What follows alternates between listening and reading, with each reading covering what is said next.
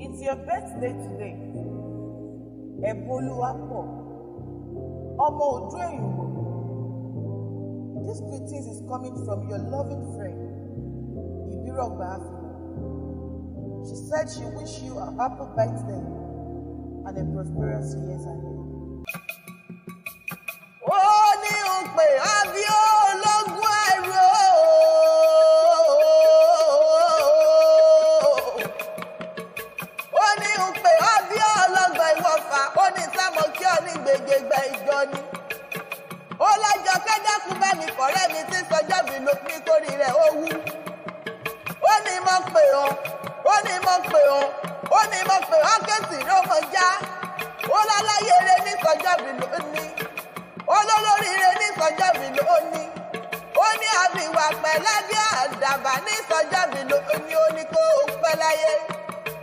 Ẹ̀bùn Olúwapọ̀ ọmọ Odu Eyinbo tí sọjọ́ bí lò ní òkú ọdún òkú ewu orí kádún àṣeyí sọmọdún ọdún ayọ̀ ló sì mọ̀ ṣe lágbára ọba dání wáyé mọ́ gbàgbé ẹni ọdún orógbó àgbò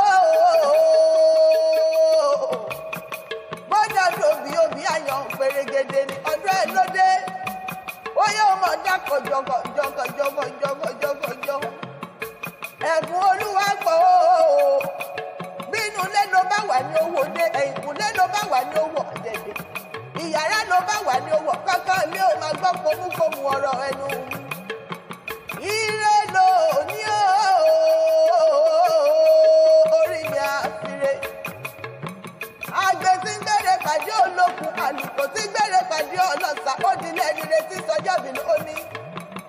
Ó dilé Ẹ̀bùn Olúwapọ̀ ọmọ Odu Eyinbo tí sọjọ́ bí ló jẹ́ ẹ̀mọ́ gbére lọ. Ire owó ire ọmọ, ire àlàáfíà òun àìkú tí ṣe balẹ̀ ọ̀rọ̀ ọ̀làgbọ́dọ̀ bá dání wáyé mọ́ gbàgbé ẹni. Ẹ̀bùn Olúwapọ̀ mi ó. Ikú níbẹ̀ lóde àyàgò fún ọ, àrùn níbẹ̀ lóde àbílà, ìbànújẹ́ níbẹ̀ lóde kò ní jẹ́ pèsè rẹ̀ lágbọ́ bá dání wáyé. Ó ní báwọn náà jà wéré bẹ́ẹ̀ ló ní báwọn náà jà wúwàràwúwà. Ẹ̀bùn Olúwapọ̀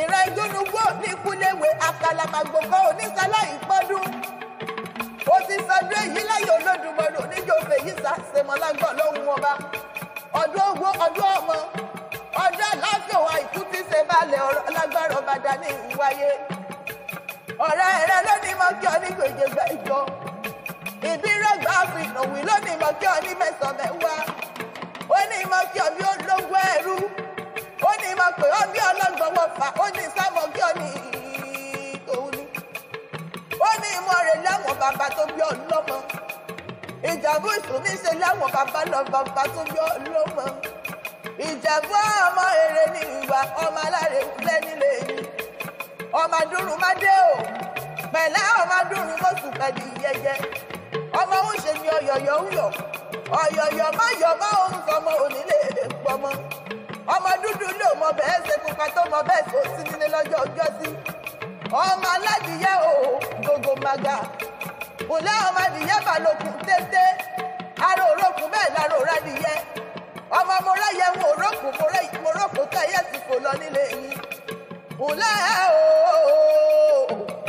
ọmọ mo níṣu nílé wọn lọ́bẹ̀ ọbẹ̀ tí bẹ́ẹ̀ lè yàn mọ̀ ńlẹ̀ bàbá tó bí ọlọ́mọ ọmọ onígbà ọmọdé o ọmọ onígbà mọ̀wọ̀ nílé yìí àjòjì tó bá wọ gbòòrò yóò gbúdọ̀ jẹni ẹbọra rí kùnlẹ̀ ọmọ olówó sẹ̀ǹbáyé ọmọ Adúrúmádé ọmọ Adúrúmọ̀sùn pẹ̀lú ìyẹjẹ ọmọ olówó sẹ̀ǹbáyé nìyí nílẹ̀ wọ bàbá tó bí ọlọ́mọ òsàjẹ́ ìdàbí olúlé yìí náà kì í nílé bàbá tó bí ọlọ́mọ kùnà fi mọ́ wípé iwájú Ìjẹ̀bú owó ni ẹ̀yìn Ìjẹ̀bú owó ni ìtọ́ Ìjẹ̀bú owó ni kẹ̀lẹ̀bẹ̀ Ìjẹ̀bú owó ni ọ̀tún Ìjẹ̀bú owó ni òsì Ìjẹ̀bú owó ni tàgbà tọmọdé Ìjẹ̀bú olówó ní sẹ́ni láwọn bàbá tó bí ọlọ́mọ ọmọ alágẹmọ mẹ́rìndínlógún o ọmọ Òṣùpá yọ lókè téńté wọn lóṣùpá yọ òkun tó wọn lẹ́ni ọwọ́ rẹ̀ bá tó lóde ìṣe ọmọ Ajagalúra ọmọ fìdí pọ̀sẹ̀ mọ́lẹ̀ nílé yìí ọmọ Ajagalúra o ọmọ fìdí pọ̀sẹ̀ mọ́lẹ̀ náà kò jẹ́ wọn bàbá la bàbá tó bí ọlọ́mọ gangan wọ́n ní bówù Ìjẹ̀bú àwẹ̀ ni rẹ̀ ń wí ní bówù Ìjẹ̀bú sọdún alágẹmọ nílé bàbá tó bí ọlọ́mọ gangan. Ọmọ dúdú létí ó mọ bẹ́ẹ̀ sè, pupa tó mọ bẹ́ẹ̀ tó sí nílé lọ́jọ́ ọjọ́ sí. Ọmọ létí ó jábèrè tòkó nílé bàbá tó bí ọlọ́mọ gangan. Ǹlẹ́ ọmọ adìyẹ tó bá lòkùn téńté. Aró orókùn bẹ́ẹ̀ láró radìyẹ nílápọ̀ bàbá tó bí ọlọ́mọ. Ẹ̀bùn Olúwa pọ̀ ooo. CEO Winners Voice Plantain Chips tí sọjọ́ mi lò ní ogún ọdún. Ǹlẹ́ ọkọ àṣeyẹ, àṣeyí sọmọdún. Ọdún ayọ̀ ló mọ̀ sí lágbára ọba dání wáyé.